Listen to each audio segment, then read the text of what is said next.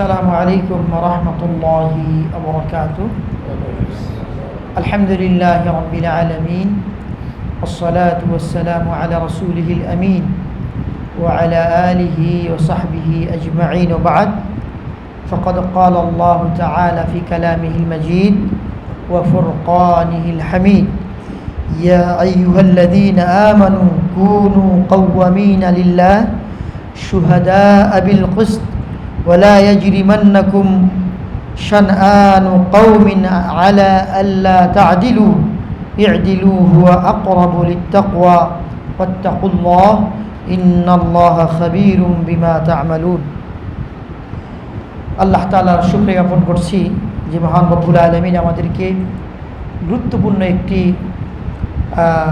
হালাকায় উপস্থিত হওয়ার তৌফিক দান করেছেন। সর্বপ্রথম আমি সকলকে মোবারকবাদ জানাই যারা আমাদের অনলাইন অফলাইন আমাদের সাথে যুক্ত হয়েছেন, বিশেষ করে যে সমস্ত মা এবং বোনেরা এবং সুধীবৃন্দু আমাদের সরাসরি ক্যাম্পাসে এসেছেন এবং দূর থেকে আমাদের আলোচনা অনলাইনের মাধ্যমে শুনছেন, সকলকে আমি আন্তরিক মোবারকবাদ জানাই। আহলান ওয়া সাহলান ওয়া মারহাবান বিকুম জামিআন। আজকে আমাদের আলোচনাটি কুলিয়াতুল কোরআন কারীম ও দারাসাতুল ইসলামিয়া ক্যাম্পাসে হচ্ছে। এটি ইমাম বুখারী ট্রাস্ট কর্তৃক আয়োজিত। আলহামদুলিল্লাহ, আমাদের এই আলোচনা সাপ্তাহিক আলোচনা প্রতি শনিবার বাদ আসর হয়ে থাকে। আল্লাহ রাব্বুল আলামিন আমাদের সকলকেই উপস্থিত হওয়ার তৌফিক দান করুন, আমিন। তো আজকের আলোচনার বিষয়বস্তু হলো বৈষম্যমুক্ত সমাজ গঠনে মুসলিমদের ভূমিকা কেমন হওয়া উচিত। আজকের এই আলোচনা করবেন বাংলাদেশের প্রখ্যাত ইসলামী স্কলার আমার বন্ধুবর শেখ ডক্টর আবদুল্লাহিল কাফি হাফিজাহুল্লাহ। তিনি মদিনা ইসলামী বিশ্ববিদ্যালয় থেকে পিএইচডি অর্জন করেছেন। আল্লাহ তাআলা তার হায়াতে তাইয়্যিবা দান করুন, এই দোয়া করি ইনশাআল্লাহ। তো তিনি এই গুরুত্বপূর্ণ একটি বিষয়ে তিনি ইনশাআল্লাহ আলোকপাত করবেন। বৈষম্যমুক্ত সমাজ নিঃসন্দেহে একটি গুরুত্বপূর্ণ টপিক। এই টপিকের উপর ইনশাআল্লাহ তিনি আলোচনা করবেন যে আমাদের মুসলমানদের ভূমিকা কেমন হওয়া উচিত, বৈষম্য কি দূরকরণে আমাদের কাজ করা উচিত কি উচিত নয়, বিভিন্ন দিক রয়েছে কোরআন এবং সুন্নাহ। ইনশাআল্লাহ তিনি অবশ্যই সেগুলি উল্লেখ করবেন ইনশাআল্লাহ। আমি ইমাম বুখারী ট্রাস্টের পক্ষ থেকে এবং কুল্লিয়াতুল কোরআন কারীম ও দারাসাতুল ইসলামিয়া উত্তরা ঢাকার পক্ষ থেকে শেখকে মোবারকবাদ জানাই। তিনি আমাদের ডাকে সাড়া দিয়েছেন। ফাহলান ও সাহলান বিহি জামিআন। ফাহাইয়াকুমুল্লাহ ওয়া বারাকাল্লাহু ফীকুম দক্তর। ফালা তাফাদ্দাল মাশকুরান ওয়া মা'জুরা। বারাকাল্লাহু ফীকুম। আসসালামু আলাইকুম ওয়া রাহমাতুল্লাহি ওয়া বারাকাতুহু। আলহামদুলিল্লাহি রাব্বিল আলামিন ওয়াসসালাতু ওয়াসসালামু আলা আশরাফিল আমবিয়াই ওয়াল মুরসালিন নবিয়িনা মুহাম্মদ ওয়া আলিহি ওয়া সাহবিহি আজমাইন, আম্মা বা'দ। ইমাম বুখারী ট্রাস্ট কর্তৃক আয়োজিত আজকের আলোচনা, যেটি আমরা উত্তরায় কুলিয়াতুল কোরআন ও দারাসাতুল উলিয়ায় অনুষ্ঠিত হচ্ছে, আজকের এই প্রোগ্রামে উপস্থিত হতে পেরে আমরা আল্লাহর শুকরিয়া আদায় করি, আলহামদুলিল্লাহ। অতঃপর দরুদ ও সালাম বর্ষিত হোক আমাদের প্রিয় নবী মুহাম্মদুর রাসূলুল্লাহ সাল্লাল্লাহু আলাইহি ওয়াসাল্লামের উপর।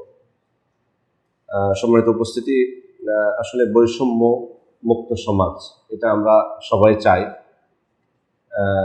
আমাদের মধ্যে বৈষম্য থাকুক সেটা আমরা কেউ চাই না। আসলে বৈষম্য আসলে কোন দিকে আছে আমাদের সমাজে, এই দিকগুলো হয়তো মানে আপনারা হয়তো বা আমার থেকে বেশি বলতে পারবেন, বা আমরা সবাই ফেস করতেছি এই জিনিসগুলো নিজেরাই বাস্তব ময়দানে। সেক্ষেত্রে আসলে আমাদের করণীয়টা, দ্বিতীয় যে বিষয়টা, বৈষম্য তো আছে, এটা যে কেউ আমরা এটা স্বীকার করব। কোন কোন ক্ষেত্রে আছে, বিশেষ করে অর্থনৈতিক বৈষম্যটা, এটা একটা বড় বৈষম্য। অর্থনৈতিক, আর অর্থনৈতিক বলতে শুধু একদিক না, এটা বহু দিক আছে। চাকুরির ক্ষেত্রে যেমন সম্প্রতি যে আন্দোলনটা হলো, এটা কিন্তু চাকুরি কেন্দ্রিক, এই যে কোটা ভিত্তিক যে চাকুরি, শুধু কিন্তু চাকুরির ক্ষেত্রে কোটার ক্ষেত্রে যে বৈষম্য আছে এটা কিন্তু না, বৈষম্য কিন্তু আরো অনেক দিক থেকে আছে। শিক্ষার ক্ষেত্রে বৈষম্য আছে, অর্থনৈতিক আরো নানা বিষয় আছে। সেক্ষেত্রে আসলে মানুষ হিসেবে তো শুধু মুসলিম হিসেবে না, মানুষ হিসেবে তো আসলে আমাদের মধ্যে বৈষম্য থাকা উচিত না। কারণ আমাদেরকে আল্লাহ তাআলা সৃষ্টি করেছেন, আমরা কিন্তু আদমের সন্তান, কুল্লুকুম লিআদম ওয়া আদম বিন তুরাব।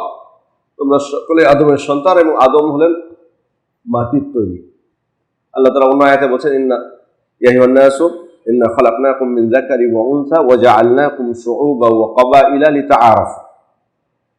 হে মানুষেরা, আমি তোমাদেরকে একজন পুরুষ এবং একজন নারী থেকে সৃষ্টি করেছি। ওয়া জাআলনাকুম শুউবান ওয়া ক্বাবাইলা, এই যে বিভিন্ন গোত্র এবং বিভিন্ন শ্রেণীতে আমি তোমাদেরকে বিভক্ত করেছি, এটা কি কারণে? লিতাআরাফু, যাতে তোমরা একে অপরের সাথে পরিচিত হতে পারো। কিন্তু এটার অর্থ এটা না যে তোমাদের মান মর্যাদা তারতম্য করার জন্য আমি এটা করেছি, এটা মূল উদ্দেশ্য না। ইন্না আকরামাকুম ইনদাল্লাহি আতকাকুম, তোমাদের মধ্যে সব থেকে সম্মানিত হচ্ছে আল্লাহ তাআলার কাছে সেই যে সব থেকে আল্লাহ ভীরু, তাকওয়াশীল। তাহলে এখানে বুঝতে পারলাম, এখান থেকে আল্লাহ তাআলা কিন্তু আমাদেরকে ইঙ্গিত দিচ্ছেন যে মানুষ হিসেবে আদমের সন্তান তোমরা এক পুরুষ এক নারী থেকে তোমাদেরকে সৃষ্টি করা হয়েছে। শুধুমাত্র পরিচিতির জন্য তোমাদেরকে এই যে গোত্র বা বিভিন্ন জাতিতে আমি তোমাদেরকে বিভক্ত করেছি, এটা এই কারণে পরিচিতির জন্য। আর তোমাদের মর্যাদা তারতম্য কোনো গোত্র বা জাতি বা কোনো ভাষা বা কোনো দেশ, কোনো দল, এটা নয়। কখনো এটা কোনো তারতম্য বা মাপকাঠি হতে পারে না মর্যাদার জন্য। মর্যাদা একমাত্র মাপকাঠি আল্লাহ তাআলার কাছে। হয়তো দুনিয়াতে আমরা অনেক মাপকাঠি বানিয়ে দিয়েছি, মানে সম্মানের ক্ষেত্রে অনেক কিছু মাপকাঠি আবিষ্কার করেছি আমরা, কিন্তু আল্লাহ তাআলার কাছে এগুলো কোনো কিছুই মাপকাঠি নয়। শুধু একটাই তাকওয়া, তাকে যিনি অধিক ভয় করবেন তিনি তার কাছে সম্মানিত সব থেকে। এই জন্যই তাহলে এখানে বোঝা যাচ্ছে যে শুধুমাত্র তাকওয়া ছাড়া অন্য দিক থেকে অন্য কোনো তারতম্য এখানে নেই। সুতরাং আমি অমুক দেশের আমার নাগরিকত্ব আছে বলে যে আমার অন্য দেশ থেকে সম্মান বেশি, অথবা আমার ভাষা এটা, অথবা আমার সংগঠন এটা, অথবা আমার শরীরের কালার এটা, এই কারণে আমার কোনো শ্রেষ্ঠত্ব থাকবে না, এটা স্পষ্টভাবে আয়াতে বলা হয়েছে। এই জন্য আল্লাহ রাসূল সাল্লাল্লাহু আলাইহি ওয়াসাল্লাম অন্য হাদিসে বলছেন, লা ফাদলা লি আরাবি আলা আজামি ওয়ালা লি আজামি আলা আরাবি। আরবের উপর অনারবের, অনারবের উপর আরবের কোনো শ্রেষ্ঠত্ব নেই, ইল্লা বিত তাকওয়া, তাকওয়া ছাড়া। তাহলে এখানে স্পষ্ট। এবং আল্লাহ রাসূল সাল্লাল্লাহু আলাইহি ওয়াসাল্লাম কিন্তু বাস্তব জীবনে কিন্তু এই যে বর্ণ বৈষম্য যে নেই, এটা কিন্তু তিনি কিন্তু দেখিয়ে দিয়ে গেছেন ভালোভাবে। একবার চিন্তা করুন তো, মানে আল্লাহ রাসূল সাল্লাল্লাহু আলাইহি ওয়াসাল্লামের কাছে মানে সাহাবায়ে কেরাম যারা ছিলেন তখন, মানে কোন আমাদের কাছে কোনো স্পষ্ট এরকম কিছু স্পষ্ট হয় যে উনি তারতম্য করেছেন, মানে কাউকে প্রাধান্য দিয়েছেন মক্কার গুলোকে বা মদিনার গুলোকে। বা খেয়াল করুন, ওখানে তো শুধুমাত্র মক্কা মদিনার ছিল না। সুহাইব রাদিয়াল্লাহু আনহু উনি এসেছিলেন কোত্থেকে? রোম থেকে। সালমান রাদিয়াল্লাহু আনহু এসেছিলেন কোত্থেকে? পারস্য থেকে। বেলাল এসেছিলেন হাবাসা থেকে। কি পার্থক্য ছিল? উসামা বিন যায়েদ, তার পিতা যায়েদ বিন হারেসা, উনি কি মক্কা মদিনার ছিলেন? ওনারাও কিন্তু বাইরে থেকে এসেছিলেন। কিন্তু খেয়াল করে দেখুন, আল্লাহ রাসূল সাল্লাল্লাহু আলাইহি ওয়াসাল্লাম পুরো ভাগ করেছেন ওখানে, যে সুহাইব তো কোত্থেকে? রোম থেকে এসছে, সালমান তো পারস্য থেকে, উসামা তো একজন কৃত দাসের ছেলে, বেলাল তো কালো কোথায় হাবাসা থেকে এসছে। এরকম কিছু হয়েছে নাকি? আল্লাহ রাসূল সাল্লাল্লাহু আলাইহি ওয়াসাল্লাম খেয়াল করলে দেখা যাবে যে ওনাদেরকে নেতৃত্বের কাতারে নিয়ে এসেছেন। উসামা বিন যায়েদ রাদিয়াল্লাহু আনহু এবং বেলাল রাদিয়াল্লাহু আনহু। আল্লাহ রাসূল সাল্লাল্লাহু আলাইহি ওয়াসাল্লাম যখন বিদায় হজের ভাষণ দিচ্ছেন, তখন আল্লাহ রাসূল সাল্লাল্লাহু আলাইহি ওয়াসাল্লামের পাশে সব থেকে নিকটে ছিলেন এই দুইজন। কাবায় প্রবেশ করলেন মক্কা বিজয়ের দিন, আল্লাহ রাসূল সাল্লাল্লাহু আলাইহি ওয়াসাল্লাম কাবার ভিতরে প্রবেশ করলেন তালা খুলে। তার সাথে কে ছিলেন? সাথে কিন্তু ছিলেন এই দুইজনই, বেলাল রাদিয়াল্লাহু আনহু এবং উসামা বিন যায়েদ রাদিয়াল্লাহু আনহু। দুইজন কিন্তু ছিলেন। মুতার যুদ্ধে সেনাপতি করে পাঠালেন কাকে? যায়েদ বিন হারেসাকে, অথচ তিনি ছিলেন আগে কৃতদাস একজন। এইভাবে আমরা যদি একটু খেয়াল করি, উসামা বিন যায়েদকে বলা হয় হিব্বু রাসূলিল্লাহি সাল্লাল্লাহু আলাইহি ওয়াসাল্লাম, আল্লাহ রাসূলের সবথেকে প্রিয় ছিলেন। তাহলে মানে তার কাছে কোনো বর্ণ বৈষম্য ছিল না, আল্লাহ রাসূল সাল্লাল্লাহু আলাইহি ওয়াসাল্লামের কাছে কোনো এই ধরনের কোনো কিছু ছিল না। ওই যেটা ছিল তাকওয়ার ভিত্তিতে। আবু বকর রাদিয়াল্লাহু আনহুকে প্রাধান্য দিয়েছেন, তিনি দিয়েছেন না অনেক ক্ষেত্রে আবু বকর রাদিয়াল্লাহু আনহুকে প্রাধান্য দিয়েছেন। ওই যে একবার আবু বকর রাদিয়াল্লাহু আনহু এবং ওমর ইবনে খাত্তাব রাদিয়াল্লাহু আনহুর মধ্যে কথা কাটাকাটি হলো। তো কোন একটা বিষয় নিয়ে, এটা হতে পারে মানুষ হিসেবে। তো আবু বকর রাদিয়াল্লাহু আনহু উনি একটু কঠিন ভাষা প্রয়োগ করেছিলেন।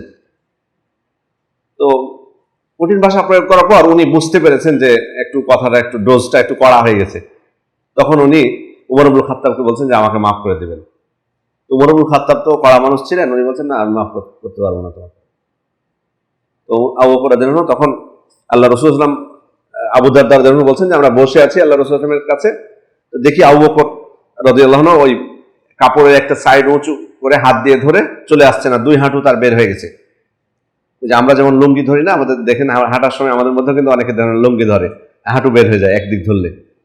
তো আল্লাহ রাসূল সাল্লাল্লাহু আলাইহি ওয়াসাল্লাম দেখে বুঝতে পেরেছেন যে কিছু একটা ঘটেছে, ওই জন্য বলছেন আম্মা সাহিবুকুম ফাকাদ গামা, তোমাদের সাথী মনে হয় কারোর সাথে কোনো কিছু ঘটিয়েছে বা বিবাদ করেছে বা কিছু একটা করেছে, মানে এভাবে তো আসলে আসে না।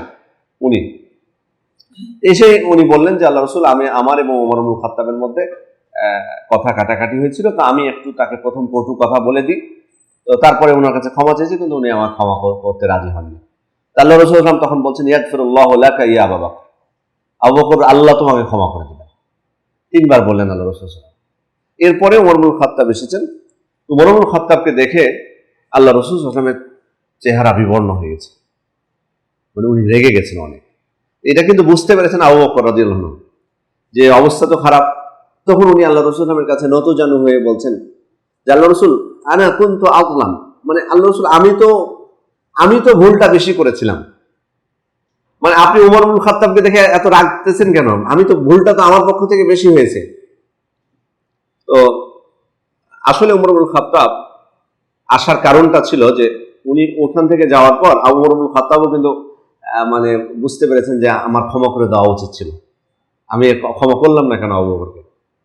তখন উনিও কিন্তু আবু বকর যখন বাড়িতে আগে গেছেন খুঁজতে ক্ষমা করার জন্য, কিন্তু পাননি, তখন আল্লাহ রাসূল সাল্লাল্লাহু আলাইহি ওয়াসাল্লামের কাছে এসেছেন। উনি কিন্তু ভালো উদ্দেশ্যে এসেছেন। সবাই তো মানে মানুষ হিসেবে কিছুটা মানবিক কিছু বিষয় তো থাকবে, এটা থাকতেই পারে, কিন্তু তারা তো ছিলেন স্বচ্ছ হৃদয়ের অধিকারী একে অপরের প্রতি। ওই জন্য সামান্য এই যে দেখুন সময়ের মধ্যে কিন্তু সবাই, উনিও নতি স্বীকার করতেছেন, উনিও নতি স্বীকার করতেছেন। তারপরে আল্লাহ রাসূল সাল্লাল্লাহু আলাইহি ওয়াসাল্লামের কাছে আসলেন। আল্লাহ রাসূল সাল্লাল্লাহু আলাইহি ওয়াসাল্লাম তো রেগে গেছেন। তো আবু বকর যখন রিকোয়েস্ট করলেন, সাথে সাথে আল্লাহ রাসূল সাল্লাল্লাহু আলাইহি ওয়াসাল্লাম সবাইকে উল্লেখ করে বললেন যে লাকাদ বাআসানিল্লাহু ইলাইকুম ওয়া কাদ কুলতুম লি কাযাবতা, আল্লাহ যখন আমাকে তোমাদের কাছে প্রেরণ করলেন তখন তোমরা সবাই আমাকে বলেছিলে যে আমি মিথ্যা কথা বলতেছি, আমি মিথ্যাবাদী। আর আবু বকর বলেছিল যে আপনি আল্লাহর নবী, আপনি সত্য কথাই বলতেছেন, এবং তিনি তার জান এবং মাল দিয়ে আমাকে সহযোগিতা করেছে আবু বকর। ফাহাল আনতুম তারিকু লি সাহিবি, সুতরাং তোমরা আমার সম্মানে আমার সাথীকে রেহাই দিবে? মানে তার ভুল ত্রুটিগুলোকে একটু উপেক্ষা করা যাবে না? সে ভুল করতেই পারে। মানে আমি এখানে বোঝাতে চাচ্ছি যে দেখুন, হ্যাঁ, দিনের কারণে আল্লাহ রাসূল সাল্লাল্লাহু আলাইহি ওয়াসাল্লাম প্রাধান্য দিয়েছেন এখানে আবু বকরকে, কিন্তু এমনি অন্য কোনো বৈষম্য তার কাছে ছিল না কোনো দিক থেকে। অর্থনৈতিক কারণে কেউ গরিব বলে না, সবাই তার সামনে, তাদেরকে অর্থনৈতিক দিক থেকে সব থেকে নিচে থাকা সত্ত্বেও তাদেরকে যুদ্ধের সেনাপতি তিনি বানিয়ে দিয়েছেন। এর থেকে আর কি বিষয় থাকতে পারে? সুতরাং বর্ণ বৈষম্য কোনো কিছু তার কাছে ছিল না। আর বিচারের ক্ষেত্রে আমরা দেখতে পাই সেখানেও কোনো বৈষম্য নেই, সবার ক্ষেত্রে আইন সমান, আইন প্রয়োগ করেছেন সমানভাবে। যেটা ওই যে মাখজুমে নারীর ঘটনা আপনারা জানেন, যে চুরি করেছিলেন, তারপর কুরাইশরা ভাবলো যে মাখজুমি নারী চুরি করেছে, এ তো উচ্চ বংশীয় নারী। এখন আল্লাহ রাসূল সাল্লাল্লাহু আলাইহি ওয়াসাল্লামের কাছে এর বিচার যাওয়া মানে কি? উনি কি করবেন? হাত কেটে দেবেন, কোনো রেহাই নাই ওখানে। তখন তারা চিন্তা করলো যে আল্লাহ রাসূল সাল্লাল্লাহু আলাইহি ওয়াসাল্লামের কাছে তো সুপারিশ করা লাগবে, কারণ এই উচ্চ বংশীয় নারী চুরি করেছে, হাত কাটা হবে, মান সম্মান সব চলে গেল। কিন্তু সাহস নাই কারো বলার, আল্লাহ রাসূল সাল্লাল্লাহু আলাইহি ওয়াসাল্লামকে যে বলবে যে উচ্চ বংশীয় নারী চুরি করেছে, এই সাহসটুকু তাদের হচ্ছিল না। এটা থেকে বোঝা যায় যে আল্লাহ রাসূল সাল্লাল্লাহু আলাইহি ওয়াসাল্লামের কাছে কোনো বৈষম্য ছিল না, এসব সাহস না থাকাটাই বোঝায়। তারপরও ইবলিশ কিন্তু ইমানদারদেরকে চেষ্টা করে কি বিভ্রান্ত করার। তারা ভাবলো যে উসামা বিন যায়েদ যেহেতু আল্লাহ রাসূলের খুব কাছে, তাকে দিয়ে সুপারিশ করলে কাজ হতে পারে। উসামাকে রিকোয়েস্ট করলে, উসামাও ছোট ছিলেন, বলে দিয়েছেন আল্লাহ রাসূল সাল্লাল্লাহু আলাইহি ওয়াসাল্লাম। সাথে সাথে দেখুন, এই যে চেহারা জিনিসটা, এই সুযোগে আমি বলি, আপনারাও তো আলহামদুলিল্লাহ মানে এখানে তো অনেক শ্রদ্ধাভাজন বড় ব্যক্তিরা আছে, আপনারা স্টুডেন্টরাও আছেন, আপনাদেরকে বলি, আপনারাও কিন্তু এখনো হয়তো অনেকে সন্তানের পিতা হননি বা টিচার হননি এখনো, কিন্তু একদিন হবেন। শাস্তি জিনিসটা কিন্তু থাকতে হয়, দুইটাই, তারগিব এবং তারহিব দুইটাই থাকতে হবে। আপনি উৎসাহ দিবেন সন্তানকে, তারপরে ভয়ও দেখাতে হবে তাকে। এই তারহিবের একটা অংশ হলো ইকাব, শাস্তি দেওয়া। সবসময় কিন্তু বাচ্চাকে কন্ট্রোলের জন্য শাস্তি দেওয়ার প্রয়োজন হয় না, আপনার নিজের বাচ্চা হোক বা আপনার স্টুডেন্টদেরকে হোক।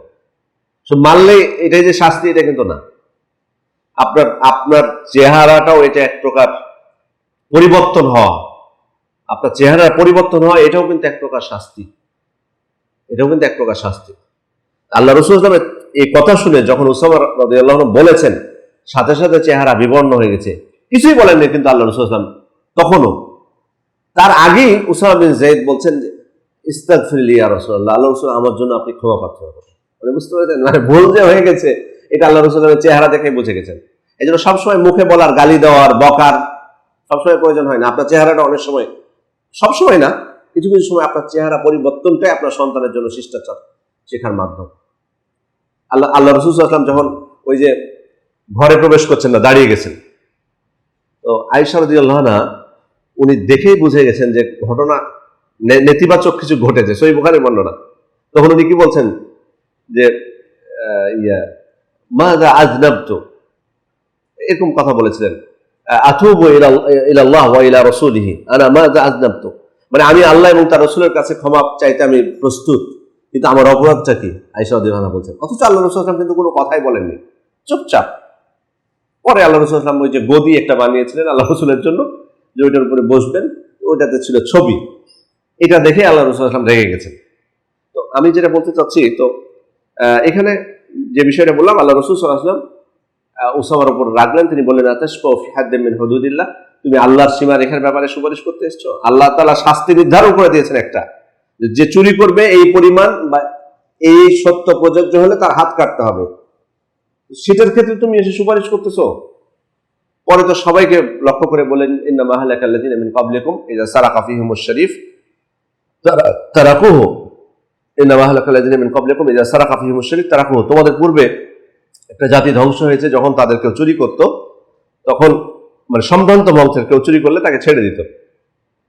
ওই যে সারাকা ফীহিমুদ দাঈফ আকামু আলাইহিল হাদ, আর দুর্বল কেউ চুরি করলে তার উপর শাস্তি কার্যকর করত।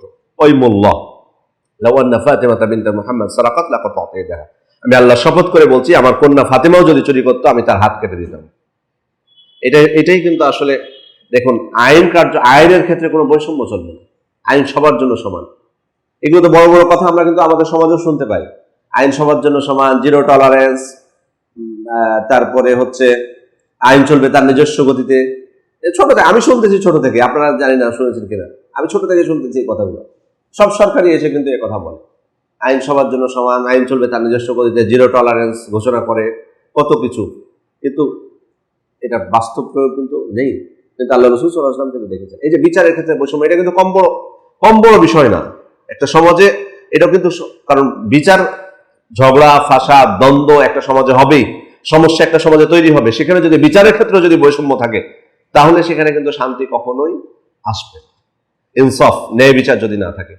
আমাদের সমাজে যে কথা বলছিলাম, যে সমস্ত ক্ষেত্রে বৈষম্য আছে, বৈষম্যগুলো আসলে আমাদের জানা দরকার। তার মধ্যে অন্যতম বৈষম্য অর্থনৈতিক ক্ষেত্রে, ধনী গরিবের বৈষম্য। আচ্ছা, এখানে আমি একটা বিষয় পড়তে যে একটা জিনিস দেখলাম, লিখেছেন যে কি বলে, যে ধনী গরিবের এই বৈষম্য হচ্ছে মানুষ সৃষ্ট। এই যে বলছেন অর্থনৈতিক অসমতা। আচ্ছা, আপনাদেরকে আমি জিজ্ঞেস করি, আমি বিশেষ করে স্টুডেন্ট যারা আছেন তাদেরকে, বা যে কেউ বলতে পারেন, উনি এই কথাটা শুধু এই বাক্যটাই বলি, অর্থনৈতিক অসমতা মানে সমান না অর্থনৈতিক থেকে মানুষ, অর্থনৈতিক অসমতা মানুষ সৃষ্ট একটি বিভেদ। এই কথাটার সাথে আপনাদের নির্দ্বিধায় বলতে পারেন, আপনি যদি একমত হন বলেন যে আমি একমত, আর যদি বলেন দ্বিমত করেন তো কেন দ্বিমত করতেছেন।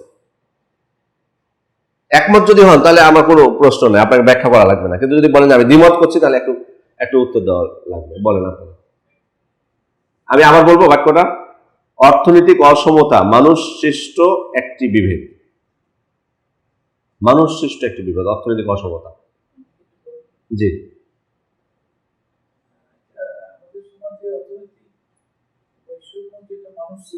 জি, এটা জি, জি, আল্লাহ তাআলা বলেছে যে ধনী এবং গরিবকে বলতে সৃষ্টি করেছেন পরীক্ষা করতে। ধনীকে সম্পদ দিয়েছি, এটা তার পরীক্ষা। গরিবকে সম্পদ গরিব করেছি, এটা আমি তাকে দিচ্ছি।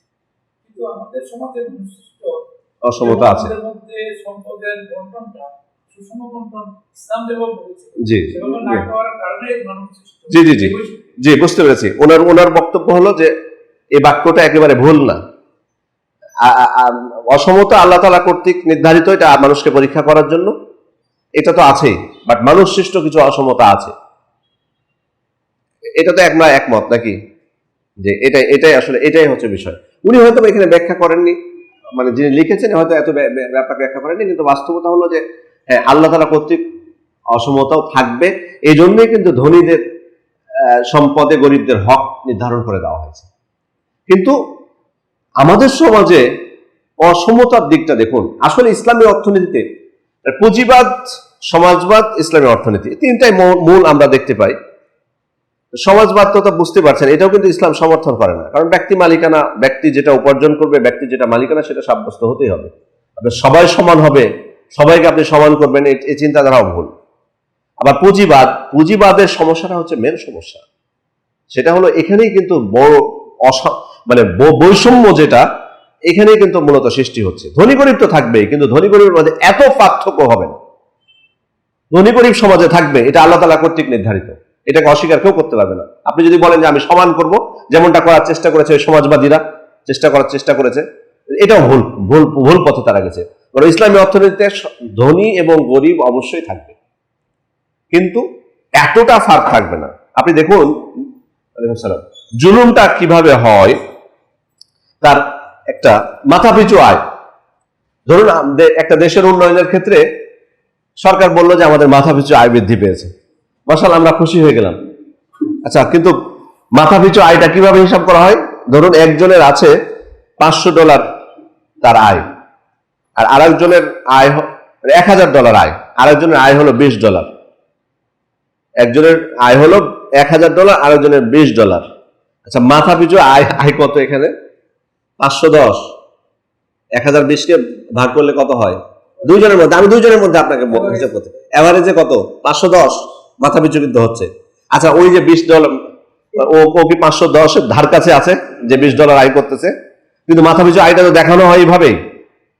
মাথাপিছু আয় কিন্তু এইভাবে দেখানো হয়, এই যে মাথাপিছু আয় বৃদ্ধি পেয়েছে, মাথাপিছু আয় কমেছে। এটাও কিন্তু একটা বড় বৈষম্য, এটাও কিন্তু একটা ধোঁকা, বড় ধোঁকা একটা। আপনি কিসের ভিত্তিতে এটা করলেন মাথাপিছু আয়? এইভাবে আসলে মূলত ইসলামী অর্থনীতি না থাকার কারণে এইভাবেই কিন্তু এই যে একদল ফুলে ফেপে বড় লোক হচ্ছে, আর দরিদ্রতা কমতেছে। আরেকটা আসলে মূলত আসলে যদি আমরা চিন্তা করি যে অর্থনৈতিক বৈষম্যগুলো থেকে যদি আমরা দূরে থাকতে চাই, তাহলে আমাদেরকে অবশ্যই ইসলামী অর্থনীতির দিকে ফিরে যাওয়া ছাড়া কোনো উপায় নেই। এখানে আরেকটা বিষয় দেখুন, বৈষম্যের আরেকটা দিক দেখুন। করের ক্ষেত্রে, এটা তো আয়ের ক্ষেত্রে দেখালাম, কর দেওয়ার ক্ষেত্রে করের মানে ইনকাম ট্যাক্স বা করের বৈধতা বা কতটুকু জায়েজ, এটা পরে পাসালা। কিন্তু এমনিতে একটা রাষ্ট্রে আপনি খেয়াল করে দেখুন যে ধনী এবং গরিবদের কর দেওয়ার ক্ষেত্রে এখানে একটা রিপোর্ট দেওয়া হয়েছে। রিপোর্টে বলছে যে একজন সর্বোচ্চ ধনী ব্যক্তি, সে একজনের ক্ষেত্রে এটা 2014 থেকে 2018 পর্যন্ত 3% হারে কর দিয়েছে। সর্বোচ্চ বিলিয়ন ইনকাম করে একজন সর্বোচ্চ ধনী ব্যক্তি 3% দিয়েছে। আর দিনে $2 আয় করা উগান্ডার এক নারী আটা বিক্রি করে, সে কর দিয়েছে 40% হারে। এবং এটা কিন্তু আমাদের দেশেও বাস্তব কথা। গরিবদের যদি সম্পদের আপনি শতাংশ সেখানে দেখতে যান, কর দেওয়া, তো দেখবেন যে অনেক বেশি। কারণ কি জানেন? এটার মূল কারণটা হলো যে বিত্তশালীরা কিন্তু কর ফাঁকি দেওয়ার পদ্ধতি তাদের জানা আছে, কর ফাঁকি দেওয়ার পদ্ধতি তাদের ভালোভাবে জানা আছে, কিন্তু এই দরিদ্র ব্যক্তিরা কর ফাঁকি দেওয়ার পদ্ধতি তাদের জানা নেই, মার প্যাচটা তারা বোঝে না। এটা কিন্তু বাস্তব। এই যে আপনারা তো এখানে হয়তো অনেকে আছেন যারা কর, টিন তো করা আছে আপনাদের, তাই না? এখানে যারা আছেন আপনারা টিন করা নাই আছে, যাদের টিন করা আছে তারা কিন্তু বুঝেন এখানে যে আসলে এখানে কত কিছু সুযোগ আছে গোপন করা, মানে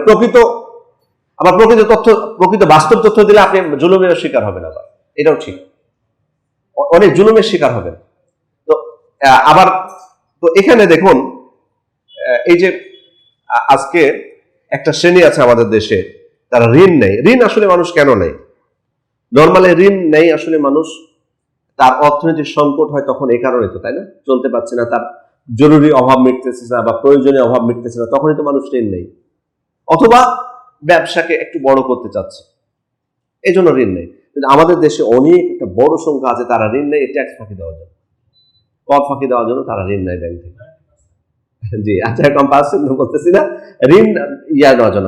একটা শ্রেণী তো আছেই যে ফাঁকি দিবে, তাই দেখেন না বড় বড় গ্রুপগুলো ব্যাংক থেকে, এখন তো আপনারা দেখতে পাচ্ছেন, এগুলো আপনাদের সামনে প্রমাণ, বড় অ্যামাউন্ট ব্যাংক থেকে ঋণ নিয়ে সরিয়ে দিয়েছে। মানে সে ব্যবসাও করে না, ট্যাক্স ফাঁকি দেওয়া উদ্দেশ্য না, মানে ওই টাকাটাই আত্মসাৎ করা উদ্দেশ্য, মানে এটা ডাকাতি ঋণের নামে। আমি যে জিনিসটা বলতেছিলাম যে এটাও কিন্তু একটা বড় বৈষম্য। আপনি ইনকাম করতেছে দরিদ্ররা, সেটার সাথে একজন বিত্তশালীর ইনকামকে দিয়ে আপনি ওই মাথাপিছু আয় হিসাব করতেছেন, সেটার ভিত্তিতে আপনি রাষ্ট্রকে আপনি মানে আপনি উন্নয়ন বা অবনতি এটা আপনি নির্ধারণ করতেছেন, কিন্তু এটা তো আসলে সঠিক পরিমাপ হচ্ছে না এখানে। এই জন্যই কিন্তু তখন যারা এখানে যারা বলে অভাবী, তারা কিন্তু সঠিক তাদের যেটা ন্যায়, তাদের ক্ষেত্রে যেটা ন্যায় বিচার করা, সেই ন্যায় বিচার তারা পাচ্ছে না। এই কারণে আবার করের ক্ষেত্রেও দেখতে পেলেন যে যারা দরিদ্র তাদেরকে কর বেশি দিতে হচ্ছে তাদের সম্পদের হিসাবে, আর যারা বিত্তশালী তারা উপেক্ষিত। এইভাবে আসলে এই যে অর্থনৈতিক বৈষম্য আমাদের সমাজে যেভাবে আছে, এগুলো তো আসলে এগুলো থেকে যদি আমরা রক্ষা পেতে চাই, তাহলে রাজস্ব নীতি যেটা ইসলামের, সেটা মানে দৃঢ়ভাবে ধারণ না করলে এই সমস্যা থেকে আমরা বের হতে পারবো না। একজন ইসলামিক শাসক, মুসলিম শাসক, তিনি রাজস্ব নীতি গ্রহণ করবেন। রাজস্ব নীতি, অর্থনৈতিক দুইটা নীতি আছে রাষ্ট্রের ক্ষেত্রে। একটা হলো যেটাকে বলা হয় যে আর্থিক নীতি বলি, যেটা ব্যাংক কেন্দ্রিক নির্ধারিত, যেটা এই যেমন কেন্দ্রীয় ব্যাংক আছে, তারপর বিভিন্ন যে রেমিটেন্স আসতেছে, রিজার্ভ, এই জাতীয়, এটা একটা। আর একটা হলো রাজস্ব, যেটা রাজস্ব হলো প্রথমত রাষ্ট্রের ব্যয় পরিচালনা, আর হচ্ছে দেশের উন্নয়নের জন্য জনগণের। এখানে বেশ কিছু উদ্দেশ্য থাকে মূলত। মানে বর্তমান রাজস্ব নীতি আর ইসলামের রাজস্ব নীতি এক না। এখন যে রাজস্বের থেকে যে আমাদের আয়গুলো আসে দেশের, সেটা তো বুঝতে পারছেন যে কিভাবে খরচ করা হচ্ছে, কিন্তু মূল হলো যে এখানে জনগণের যাতে মৌলিক প্রয়োজন সেটা যাতে নিশ্চয়তা দেওয়া যায় প্রয়োজন পূরণের। মানে এখানে এমন কোনো জনগণ না থাকে যাদের মৌলিক প্রয়োজনটা যাদের সেটা থেকে বঞ্চিত হয়। যাদের আছে তো আছেই, কিন্তু যাদের নাই সেটা কিন্তু রাষ্ট্র কিন্তু সেটা বহন করবে। যেমন জরুরি কি, অন্ন, খাবার, বস্ত্র, বাসস্থান, শিক্ষা, স্বাস্থ্য, এটা রাষ্ট্রকে বহন করতে হবে। কিসের মাধ্যমে তারা বহন করবে? এই যে রাজস্বের মাধ্যমে তারা করবে। বেকারত্ব হ্রাস করতে হবে, এটাও দায়িত্ব। বেকারত্ব কিভাবে কমানো যায়, এবং প্রথমে যে জিনিসটা বলা হচ্ছিল যে সম্পদ এবং আয়ের সুষম বন্টন নিশ্চিত করা। সম্পদের সুষম বন্টন নিশ্চিত করা, যেটা নাই, এটাই হলো মানুষ সৃষ্ট কি অসমতা, মানুষ সৃষ্ট অসমতা এখানে কিন্তু এটা। তাহলে এখানে দেখুন যে বিষয়টি আমি বলতে চেয়েছি সেটি হচ্ছে যে এই রাজস্ব নীতির ক্ষেত্রে মূল যে মানে উদ্দেশ্যটা, এখানে একটা বিষয় বলি যে আসলে দেখুন বৈষম্য কেন হয়। হ্যাঁ, রাজস্ব থেকে যে অর্থগুলো আসবে সেগুলো রাষ্ট্রের ব্যয় পরিচালনার জন্য, কিন্তু আজকে সেখানেও কিন্তু আমরা কেন বের হয়ে আসতে পারছি না? আপনি চিন্তা করেছেন যে মানে রাষ্ট্রের ব্যয়, মানে যারা রাষ্ট্র চালায় তাদের পিছনে কত টাকা ব্যয় হয়? যারা রাষ্ট্র চালায় তাদের পিছনে এটা কি আসলে যৌক্তিক যে ব্যয়টা হয়? আপনাদের কি মনে হয়? মানে রাষ্ট্রের যারা পরিচালনা করছে তাদের পিছনে এবার না হয় উপদেষ্টা, আমি উদাহরণস্বরূপ বলছি, এবার না হয় উপদেষ্টাদের সংখ্যা বেশি হয়েছে, 17 জন মনে হয়, এবার না বেশি হয়েছে না, 19 জন মনে হয়, 19 জনকে এবার উপদেষ্টা। যেটা এর আগে ফখরুদ্দিন সরকারের সময় যেটা তত্ত্বাবধায়ক সরকার ছিল, মাত্র 10 জন ছিল। এটা কিন্তু বাংলাদেশে এটা সংবিধানে আছে, 10 জন থাকে উপদেষ্টা। আচ্ছা, 10 জন উপদেষ্টা দেশ চালাতে পারে, 10 জনে পারে, তো 50 জন মন্ত্রী লাগে কেন? যখন মানে জাতীয় সরকার গঠন করা হয়, তখন দলীয় সরকার যখন গঠন করে তখন 50 জনের প্রয়োজন হয় কেন? এই আমার মানে আশা করি প্রশ্নটা ধরতে পেরেছেন আপনারা। এই 10 জন পারতেছে, বা এই বর্তমানে 17 জন বা 19 জন পারতেছে, ওখানে যখন দলীয় সরকার আসে তখন 50 জনের প্রয়োজন হয় কেন? 55 জনের প্রয়োজন হয় কেন?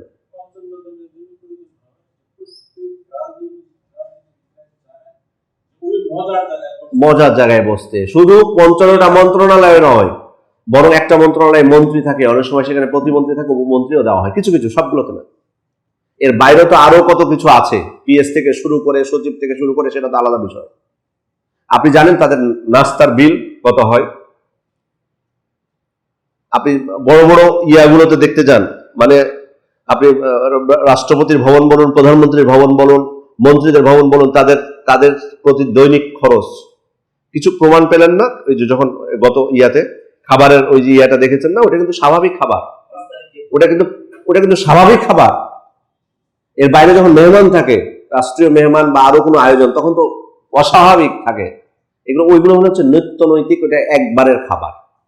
এর বাইরে তো 3 বারের খাবার আছে, নাস্তা আছে।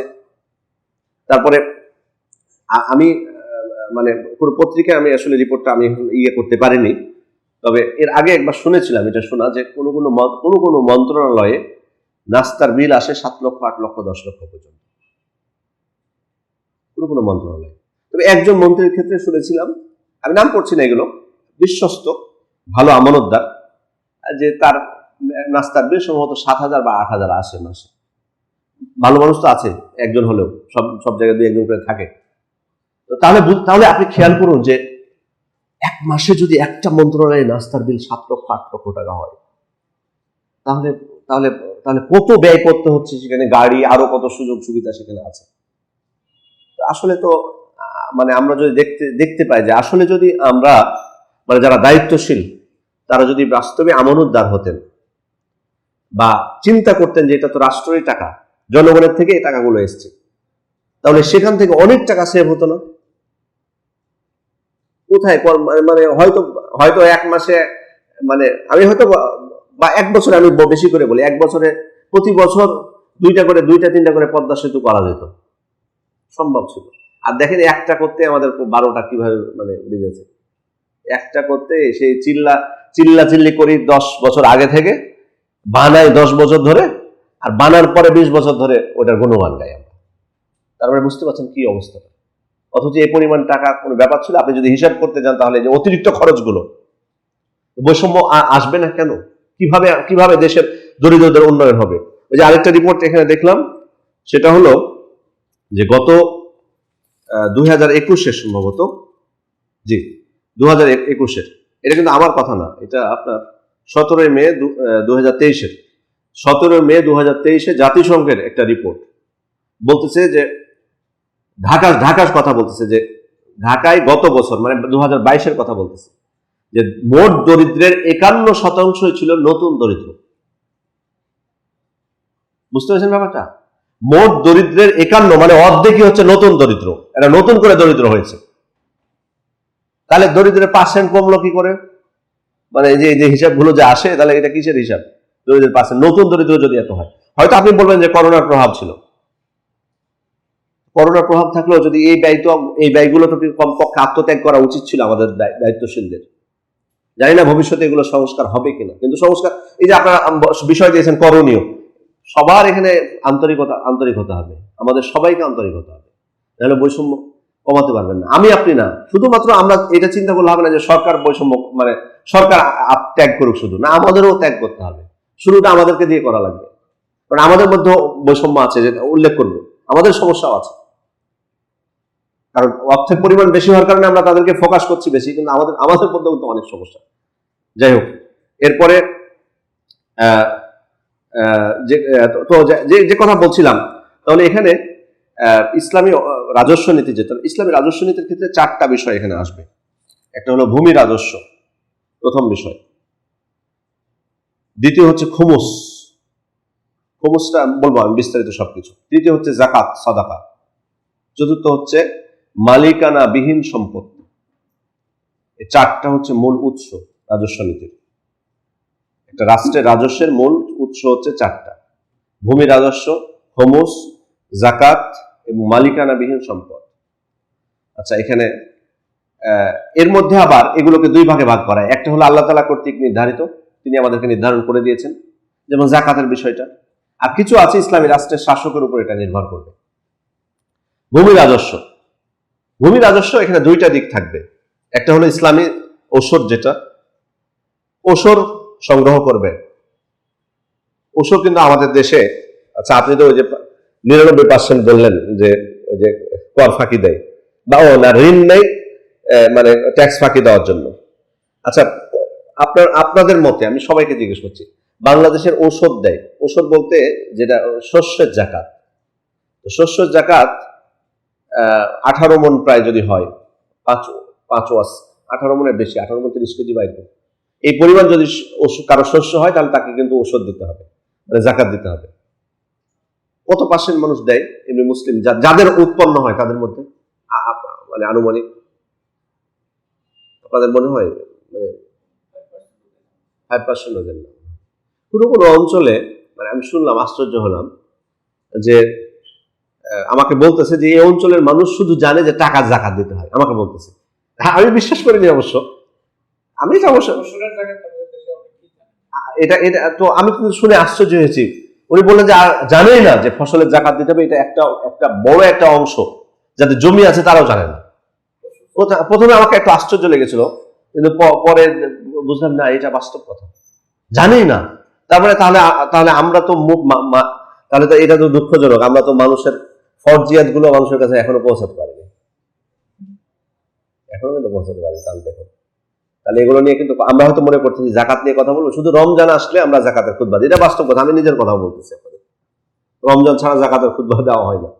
সদাকার খুতবাটাও মাঝে মধ্যে ওই যে মসজিদ যারা করবে, মসজিদ করবে, মাদ্রাসা করবে, ওই জন্য ওনাদের সাথে সদাকার খুতবা দিতে বলে। বাকি জাকাতের খুতবা আমরা রমজান ছাড়া দিই না। যে শস্যের জাকাত কি রমজানের সাথে সম্পৃক্ত?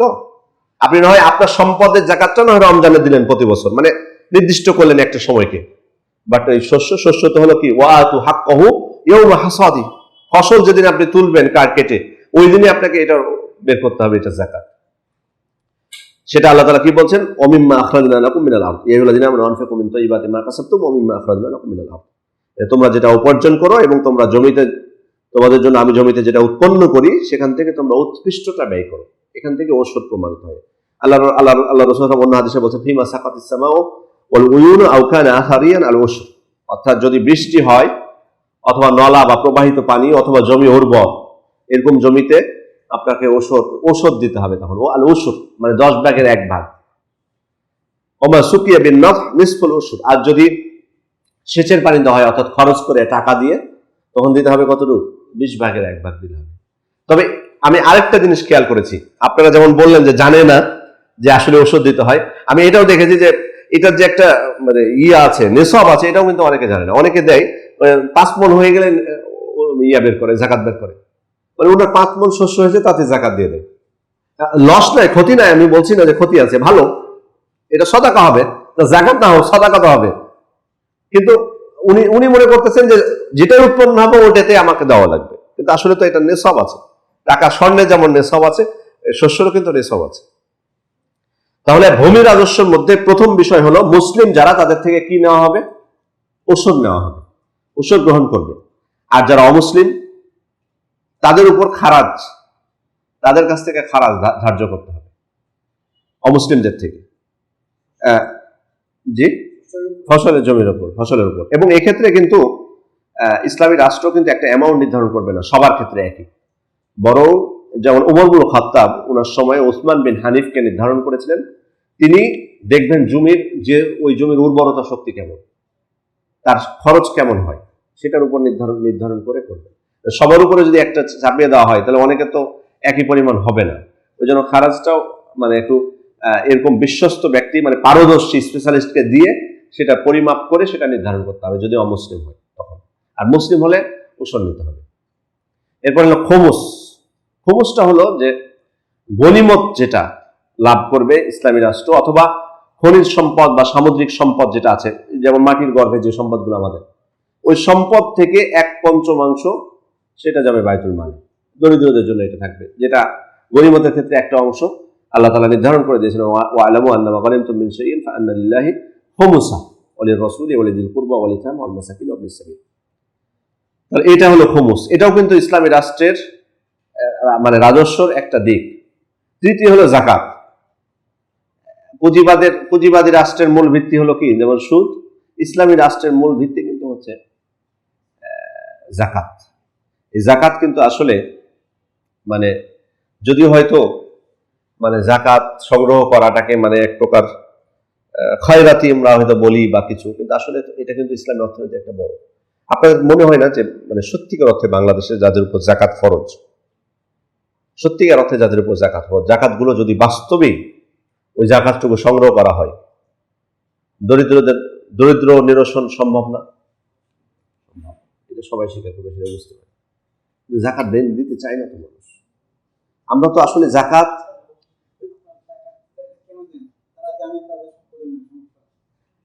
না, এটা তো আছে, যাই হোক, তারপরে তো সম্পদটাকে পবিত্র করার জন্য দেওয়া উচিত। জাকাতের ক্ষেত্রে মানে জাকাত জিনিসটা আসলে কি? জাকাত যখন আমি বলবো, জাকাতের শুরুটা কোথায়? যে আমি দিলাম, এটা কি শুরু? যে আমি ফকিরকে ডাক দিলাম, এটা কি জাকাত? ইবাদতটা শুরু হবে কোত্থেকে আসলে? সালাতের ইবাদত শুরু হয় কিভাবে? অজু করে না? অজু করে তো আমরা যাই, তারপরে তাকবীরে তাহরিমা বলি। জাকাতের শুরুটা কোথায় বলে? আপনারা বলেন জাকাতের শুরু কোথায়? আপনাদের প্রতি প্রশ্ন, শুরু কোথায়? ওই ফকিরকে এলান করবেন এলাকার যে আমার টাকা আছে, কিছু টাকা নিয়ে যাও, এটা কি শুরু? না তার আগে কিছু আছে? হ্যাঁ, এটাই তো করে না।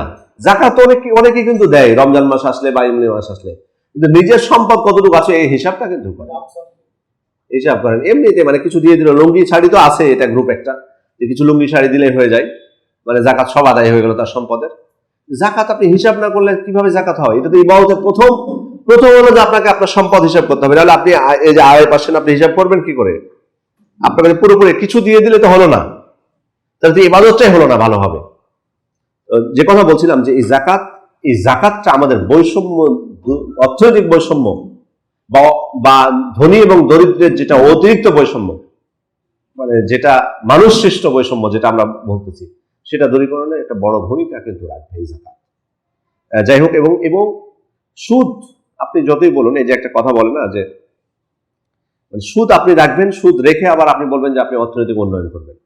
তাহলে ওই যে পচা মরা বিড়াল পানির মধ্যে রেখে আপনি যদি পানি পরিবর্তন করতে থাকেন, ওই পানি কি পবিত্র হবে কখনো? ওই সুদ রেখে যদি আপনি বলেন যে আমি উন্নয়ন করবো সমাজের, কখনোই হবে না।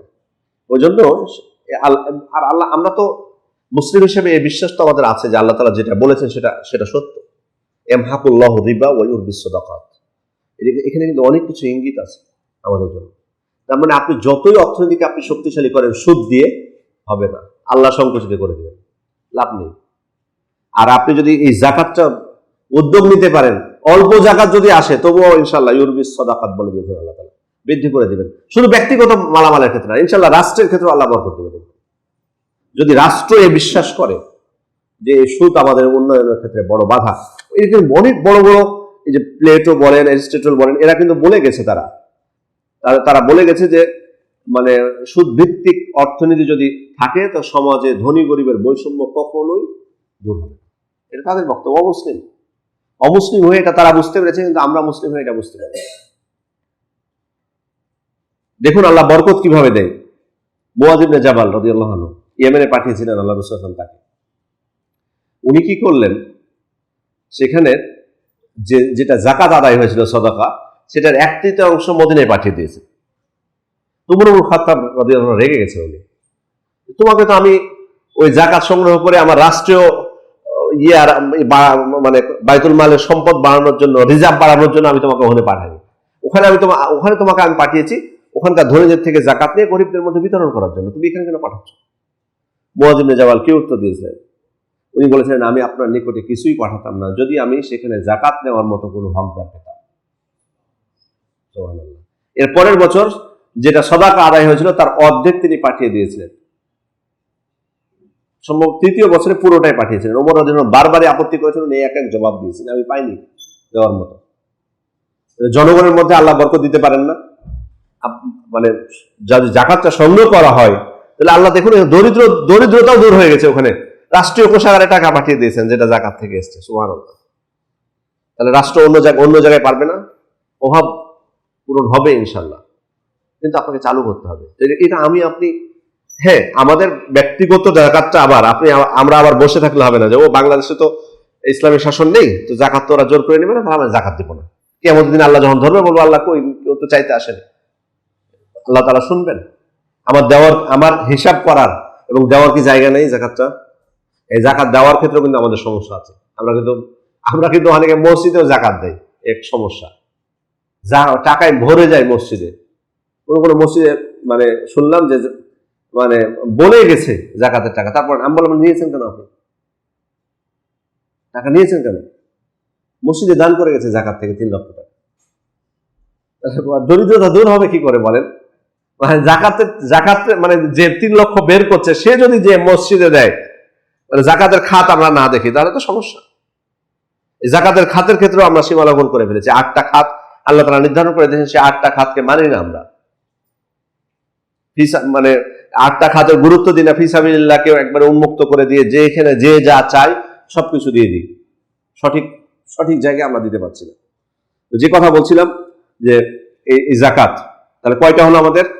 ভূমি রাজস্ব, যেটা ওসর মুসলিমদের জন্য, আর কাফেরদের জন্য কি খারাজ, আর হলো খুমুস, আর তৃতীয় হলো জাকাত। এবার হলো জিজিয়া। জিজিয়াটা হলো কাদের ক্ষেত্রে? মুসলিম রাষ্ট্রে যদি অমুসলিম বসবাস করে, ইসলামী রাষ্ট্র তাদের বিরুদ্ধে যুদ্ধ করতে সক্ষম, কিন্তু তারা নিজেদের মুক্তির স্বার্থে তারা জিজিয়া দিয়ে থাকবে। হাত্তা ইউতুল জিজিয়াতা আন ইয়াদিন ওয়া হুম সাগিরুন, তারা অত্যন্ত নত হয়ে করজোড়ে জিজিয়া প্রদান করবে। এটা একটা ইসলামের রাজস্ব নীতির অন্যতম একটা দিক। তাহলে এবং এখানে দেখুন, আমি আপনাদেরকে বলি, আমি এই জিনিসটা জানতাম না, আপনারা হয়তো বা জানেন এই ইতিহাসটা। সম্রাট আওরঙ্গজেবের সময়ে, ওই সময় 80টা প্রায় 80 প্রকার কর উনি উঠিয়ে দিয়েছিলেন বাংলা, মানে এখান থেকে উপমহাদেশ থেকে 80 প্রকার কর আগে ছিল যেটা ধার্য করা। আমাদের দেশে বিভিন্ন প্রকার কর আছে না, উনি 80 প্রকার করকে উঠিয়ে দিলেন। উঠিয়ে দিয়ে এবার রাজকোষ কত টাকা বঞ্চিত হলো, এখানে পরিমাণ দিয়েছে যে 50 লক্ষ স্টার্লিং, ব্রিটিশ মুদ্রা যেটা, এটা থেকে মানে রাজকোষ বঞ্চিত হলো এই কর উঠিয়ে দেওয়ার কারণে। কিন্তু উনি কি করলেন? উনি এটার পরিবর্তে উনি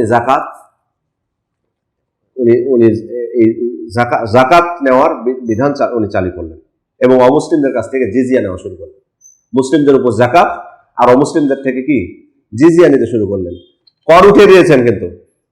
এবং বরকত আল্লাহ তাআলার পক্ষ থেকে কিভাবে আসে দেখুন, এখানে লিখতেছে যে ফলে 1700 খ্রিস্টাব্দে সম্রাট আওরঙ্গজেবের সময়ে চীনকে পিছনে ফেলে ভারতবর্ষ পৃথিবীর বৃহত্তম অর্থনৈতিক রাষ্ট্রে পরিণত হয়। এবং তখন জিডিপির 4 ভাগের, মানে এই উপমহাদেশে জিডিপি ছিল 4 ভাগের 1 ভাগ, সারা বিশ্বের 4 ভাগের 1 ভাগ ছিল জিডিপি। বরকত কমেছে, উনি কর উঠিয়ে দিয়েছিলেন, কর তো উঠিয়ে দিয়েছিলেন। মনে করছে যে মানে কতটা মানে এখন তো মানে রিজার্ভ তো কিছুই থাকবে না হয়তো, কিন্তু দেখুন বরকত কিভাবে আসে যদি ঘটনা সত্য হয়ে থাকে। বিশ্বস্ত সূত্রে আমি নিয়েছি, ঘটনা সত্য যদি হয়ে থাকে তাহলে দেখুন বরকত কিভাবে আসে প্রমাণ। এখন বর্তমানে আমরা আশা করতে পারি না আল্লাহ বরকত দিবেন না আমাদেরকে। একচেটিয়া ব্যবসা, ইসলামে কিন্তু এটাও কিন্তু একটা রাজস্বের প্রকার। একচেটিয়া ব্যবসা মানে দেখুন এখানে সহিহ বুখারী তো সুনানে আবু দাউদের 2টা হাদিসে এটার প্রমাণ পাওয়া যায়। তায়েফ অঞ্চলের কোন লোককে আল্লাহ রাসূল সাল্লাল্লাহু আলাইহি ওয়াসাল্লাম মধু উৎপাদনে একচেটিয়া অধিকার দিয়েছিলেন। একচেটিয়া বলতে মানে ওইখানে আর অন্য কেউ ব্যবসা করবে না।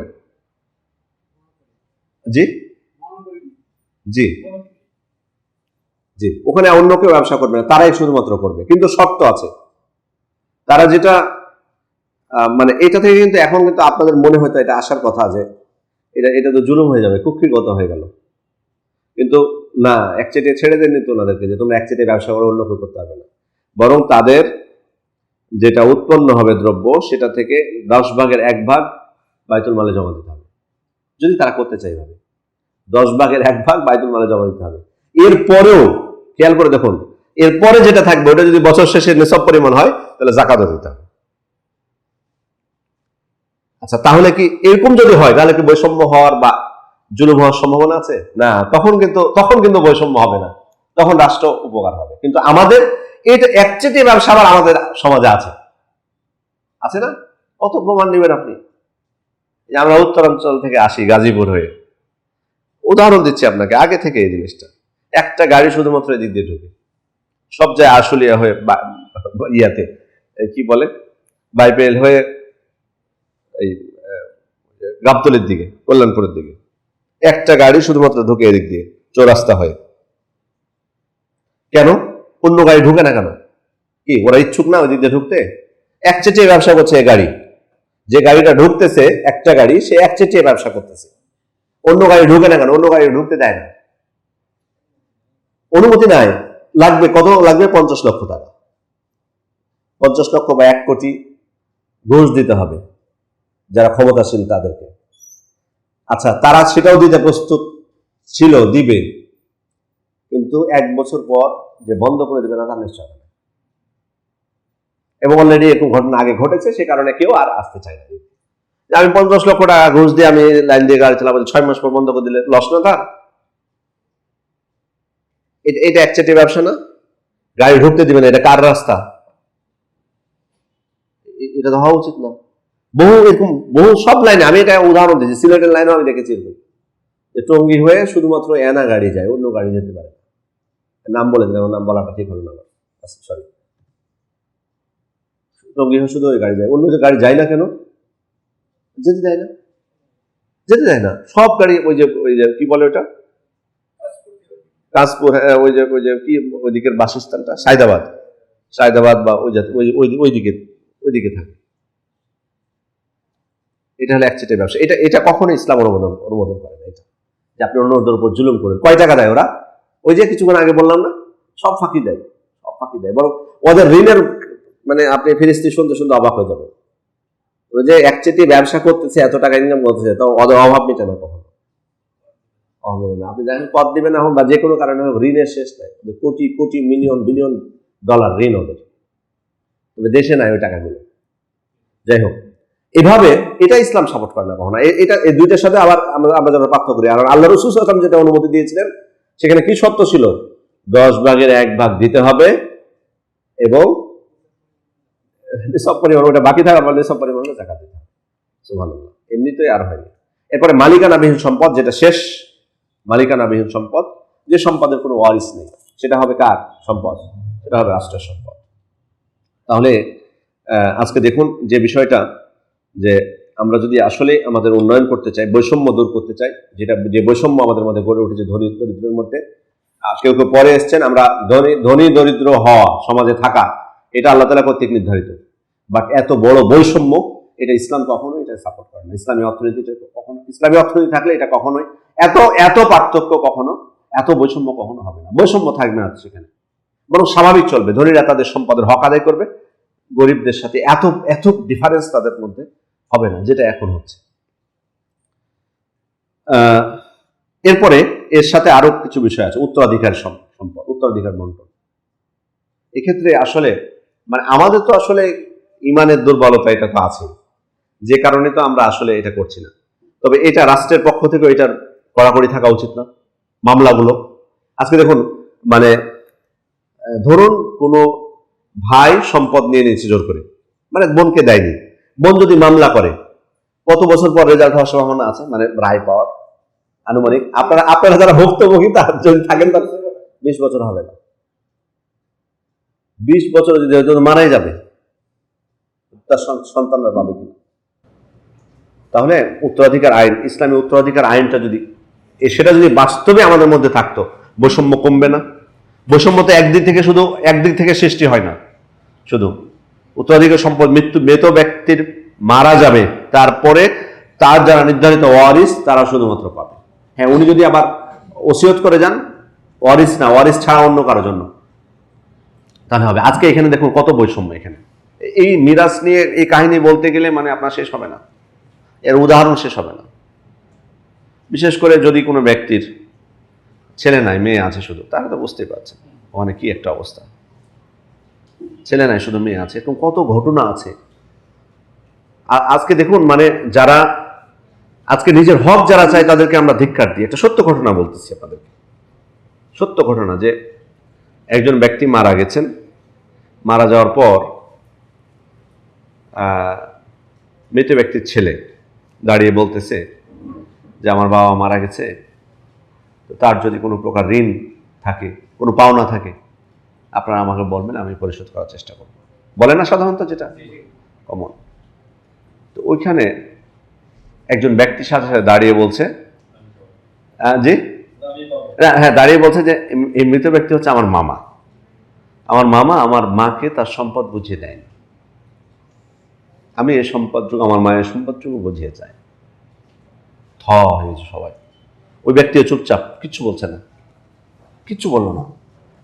ও তো জানে, ওকে জানে না যে ওর বাবা বুঝিয়ে দেয়নি, ও তো ভালোভাবে জানে, কিন্তু কোনো সেখানে বলা উচিত ছিল না যে ঠিক আছে আমরা দেখবো, আমার বাবা দেয়নি কিন্তু আমরা নিব না, তোমার মায়ের সম্পদ আমরা নিব না, তোমাদেরকে বুঝিয়ে দিয়ে দেবো। উচিত না বলেন? যদি কারো পিতা যদি অন্যায় করে যায়, পুত্রদের উচিত হবে জেনে বুঝে নেওয়াটা, দায়মুক্ত হওয়াটা, কারণ তারাও ভাগিদার হলো না, জেনে বুঝে তারাও তো ভাগিদার হবে। উচিত ছিল না যে ঠিক আছে আমি বুঝিয়ে দেবো না, কোনো টু শব্দ, আমি সত্য ঘটনা বলছি আপনাদের, টু কোনো শব্দ নেই। বরং উল্টো জানাজায় যারা ছিল তারা ধিক্কার দিল এই লোকটা। এই ঘটনার পর 5 মাস গেছে, 6 মাস গেছে, বছর গেছে, 1 যুগ পার হয়েছে, সম্পত্তি বুঝিয়ে দেয়নি। ধিক্কার খেয়েছে ওই লোক যে চেয়েছিল সে। তুমি অন্য সময় বলতে পারতাম না? এতগুলো মানুষ সামনে কেন বলার দরকার ছিল? বাড়িতে যে বলতাম। তো ও খারাপ বলেছে? ও তো জায়গা মতোই বলেছে, সত্য বলেছে, জানা দরকার ছিল সবার, আগে তো দেয়নি। মানে কত, এটা কি একটা ঘটনা? এটা এগুলো মানে এই মানে উত্তরাধিকার আইনের এমন কোনো মনে হয় হয়তো বা কতটুকু বলবো ডিফারেন্ট, মানে হয়তো খুব 2-3টা বাড়ি হয়তো এমন হতে পারে যে 2টা বাড়ি যেখানে কোনো ঝামেলা নাই, কোনো নেই, পাশাপাশি 2টা বাড়ি নাই, এরকম হতে পারে। বাকি প্রতিটা বাড়িতেই মানে বলা যায় যে এই সমস্যাগুলো দিচ্ছে না। যেমনটা বললাম, আরেকটা সত্য ঘটনা যে একটা মেয়ে ছিল, তার একটা বাড়ি ছিল দামি। এখন যদি ওই ব্যক্তি ভাবতেছে আমি যদি মারা যাই, তার স্ত্রী মারা গেছে, আমি যদি মারা যাই আমার ভাইরা পাবে, বুঝতে পারছেন? তার মেয়ে তো পাবে কতটুকু? অর্ধেক পাবে। বাকি তার স্ত্রীও বেঁচে নাই, ওই মৃত ব্যক্তির পিতাও বেঁচে নাই, যাবে কাদের দিকে? ভাইদের দিকে যাবে। তখন ও চিন্তা করেছে আমি মারা গেলে তাহলে তো আমার ভাইরা পাবে, এখানে ঝামেলা সৃষ্টি হবে। তোর মেয়েকে লিখে দিয়ে দিয়েছে, বাড়িটা জীবিত থাকতে মেয়েকে লিখে দিয়ে দিয়েছে, মানে রেজিস্ট্রি দিয়ে দিয়েছে। এরপরে মেয়ের বিয়ে হয়েছে, বিয়ের পর আবার মেয়ে খুব অসুস্থ হয়ে গেছে প্রচন্ড। স্বামী বুঝতে পেরেছে, বুঝতে পেরে কৌশলে স্বামী ওই তার স্ত্রীর কাছ থেকে বাড়িটা মানে রেজিস্ট্রি নিয়ে নিয়েছে, বুঝতে পেরেছেন? এরপর মেয়ে মারা গেছে। আচ্ছা, মেয়ের স্বামী কি এবার ওর শ্বশুরকে এসে আদর করে আপ্যায়ন করাবে ওই বাড়িতে? বুঝতে পেরে ঘটনা বুঝতে পেরেছেন আপনারা? এবার এই লোককে বের করে দিয়েছে বাড়ি থেকে, যে আরেকটা বিয়ে করেছে। এই লোক যে কোথায় উঠেছে, এই লোক যে উঠেছে কোথায়? তার ভাইয়ের বাড়িতে, তার ভাইয়ের বাড়িতে। আপনি খেয়াল করুন, যে ভাইদেরকে বঞ্চিত করার জন্য উনি এই কাজটা করেছিলেন, সে ভাইদের বাড়িতে আশ্রয় নিতে হলো না? এরকম কত অসঙ্গতি আছে। আর যারা মানে উত্তরাধিকার সম্পত্তি যারা মানে আত্মসাৎ করে বা বুঝিয়ে দেয় না, তাদের কিন্তু অনেক দিক থেকে জাহান্নামে যাওয়া সুযোগ, অনেক দিক থেকে। আপনি তো মানে অন্য সম্পদ আত্মসাৎ করলে সেটা তো কিয়ামতের দিন সেটা তো নিবেই, তার পাওনা সে চেয়ে নিবে, এটা তো আছেই। তারপরে এই দিক থেকেও সে জাহান্নামে যাবে না, যে লা ইয়াদখুলুল জান্নাতা কাওয়াতে, আত্মীয়তার সম্পর্ক ছিন্ন করে জান্নাতে যাবে না। যারা মিরাজ থেকে বঞ্চিত করে অন্যদেরকে, এটা আত্মীয়তার সম্পর্ক ছিন্ন করে না তারা মূলত? অবশ্যই ছিন্ন হয়, সম্পর্ক থাকবে নাকি? আর সম্পর্ক সেই তো মূলত দায়ী ছিন্ন করার জন্য।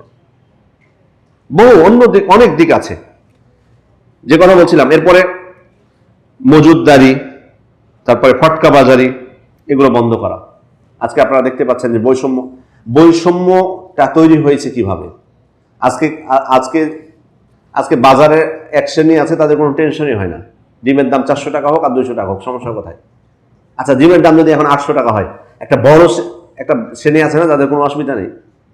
আপনি কি মনে করছেন এখন যদি ডিম যেটা 30টা থাকে খাঁচা, যেটা একটা খাঁচায় যদি এখন 1000 টাকা হয় একটা খাঁচার দাম, এখন হলো 400 টাকা, যদি 1000 হয়, আপনি মনে করছেন কিনতে যাবে না কেউ? বহু মানুষ কিনবে, কিন্তু যারা 2-3টা করে কিনে ওরা আর কিনতে পারবে না। কেন এগুলো হচ্ছে? এগুলো রাষ্ট্রের পক্ষ থেকে সঠিকভাবে তদারকি না থাকার কারণে এগুলো হচ্ছে। তরমুজের দামের কথা মনে নাই গত রমজানের আগের রমজানে, এটা তো আমি আসলে এই দৃশ্য ভুলতে পারবো না।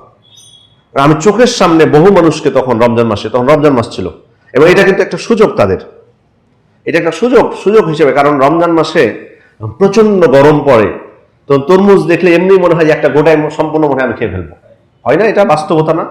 তখন কিন্তু এমনিতে একটা আগ্রহজন, এই ঠান্ডার দিনে শীতের দিনে তরমুজ কিনতে কি ইচ্ছা করে না, কিন্তু প্রচন্ড গরম, আপনি সিয়াম রাখার কারণে আপনার গলা শুকিয়ে গেছে, তখন কিন্তু মন চায় একটু কিনতে। আর আমাদের দেশে আবার এমন মানে কেটে বিক্রি হয় না, অনেক জায়গায় কিন্তু কেটে, আমাদের দেশের মধ্যে কিন্তু অনেক জায়গায় কেটে বিক্রি হয়, এদিকে হয় না।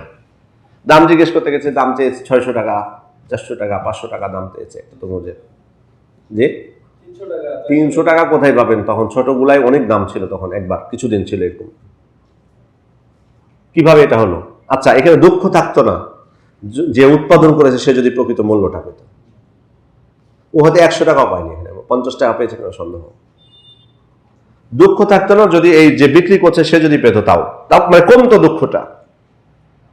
এই কিন্তু যার কাছ থেকে আপনি কিনছেন 500 টাকা দিয়ে, সেও কিন্তু খুব বেশি লাভ করছে না, বা যে উৎপাদন করেছে সেও কিন্তু খুব বেশি লাভ করছে না। লাভটা করছে এখানে মাঝখানে আছে ওই যে আড়তদাররা বা কিছু আছে মধ্যবর্তী, তারা সিন্ডিকেট, এরা কিন্তু করতেছে। এদেরকে নিয়ন্ত্রণ করবে কি আমরা করতে পারবো? আমরা করতে পারবো এদেরকে নিয়ন্ত্রণ? না, রাষ্ট্র করতে হবে। এটা কিভাবে সম্ভব? এটা ডিমের দামটা এতদিন থেকে কমছে না কেন? এই ডিমের দাম যেটা বেড়েছে, এটা কতদিন থেকে আছে? এটা বহুদিন থেকে আছে। একদিনে তো, এক মাসে তো নতুন সরকার এসে কমাতে পারবে না, কিন্তু এটা বহুদিন থেকে আছে, কয়েক বছর থেকে আছে আমার মনে হয়। কমছে না কেন? তা আল্লাহ শাস্তিও দেন অবশ্য। ওই বাড়ি দেখেছিলাম রমজানের পরে, যে ওই দাঁড়িয়ে তরমুজ ট্রাকে মাইকে বিক্রি করতেছে 50 টাকা করে, 100 টাকা করে, কিন্তু মানুষ নিচ্ছে না। একই বছরের ঘটনা। মানুষের উপর নির্যাতন করলে আল্লাহ দুনিয়াতেও শাস্তি দিয়ে দেন, আখিরাতেও শাস্তি আছে, দুনিয়াতেও শাস্তি পেতে হয়। যে বলছিলাম যে বৈষম্য দূর করতে হলে রাষ্ট্রকে তদারকি করতে হবে। আল্লাহ রাসূল নিজে নামেননি মাঠে, তিনি তার সাহাবায়ে কেরাম ছিলেন না বাজার তদারকি করার জন্য? তিনি নিজে গেছেন না? মনে আছে আপনাদের ঘটনা, যে ওই যে বিক্রি করছিলেন একজন খাদ্য, আল্লাহ রাসূল হাত ভিতরে ঢুকিয়ে দিলেন না, ফানালাত আসাবিআহু বালালা, তার হাত ভিজে গেল। তখন বলছেন মা হাযা ইয়া সাহিবাত তাআম, এই খাদ্য বিক্রেতা, এটা কি খবর? তো বলে আসাবাতহু সামা ইয়া রাসূলুল্লাহ, আল্লাহ রাসূল বৃষ্টির পানিতে ভিজে গেছে। বলে আফা জাআলতাহু ফাওকা তাআম কাইয়ারাহুন নাস, তুমি উপরে কেন রাখলে না? তাহলে মানুষ দেখতে পেত। অসুবিধা তো নাই, ধরেন ভিজে গেছে একটা জিনিস, কম মূল্যতে বিক্রি করা যায়, অনেকে তো কম দামে কিনতে চাই, গোপন কেন? নিজে তদারকি করেছেন। আবু হুরায়রার জন্য সুন্দর খেজুর নিয়ে এসেছেন খাইবার থেকে, সুন্দর খেজুর দেখে উনি কিন্তু খেয়ে ফেলেননি, জিজ্ঞেস করছেন আবু হুরায়রা এরকম খেজুর তো আমার খাইবারে উৎপন্ন হওয়ার কথা না, আমাদের যে খেজুর গাছ আছে খাইবারে এত এত মানের খেজুর তো ওখানে উৎপন্ন হয় না, কি করেছো? তো বললো আল্লাহ রাসূল খুশি হয়ে বলছেন যে আমাদের 2 সা ওদেরকে দিয়েছি, ওরা 1 সা দিয়ে দিয়েছে। তখন বলছেন আইনুর রিবা, আইনুর রিবা, এটাই তো সুদ, এটাই তো স্পষ্ট সুদ তুমি করেছো।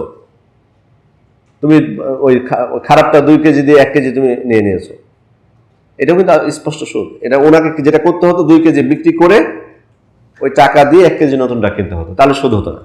সরাসরি লেনদেন করা, খেজুরের বিনিময়ে খেজুর, এগুলো অর্থনৈতিক লেনদেন, এগুলো কিন্তু নানা অধ্যায়, আমি ওইদিকে যাচ্ছি না, আমি শুধু বলছি আল্লাহ রাসূল সাল্লাল্লাহু আলাইহি ওয়াসাল্লাম কিন্তু দেখুন ভালো খেজুর পেয়ে আমরা তো জিজ্ঞাসা করবো না, অথবা আগে খাবো, খাওয়ার পর বলবো যে কি খবর, এত সুন্দর খেজুর কোত্থেকে নিয়ে আসলাম।